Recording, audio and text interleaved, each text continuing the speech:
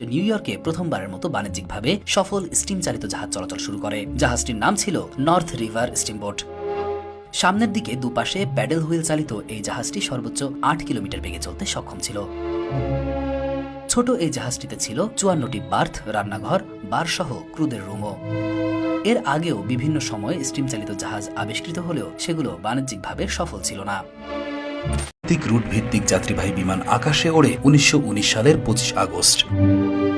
Air transport and travel লিমিটেডের একটি British airlines প্রথম বিশ্বযুদ্ধের পর একজন যাত্রী আর কিছু মালামাল পরিবহনের উপযোগী করে কিছুটা পরিবর্তন করা এরিকো DH-4A-8 নামের বিমানটি দিয়ে লন্ডন থেকে প্যারিস ২.৫ ঘন্টার রুটে যাত্রী পরিবহন করে।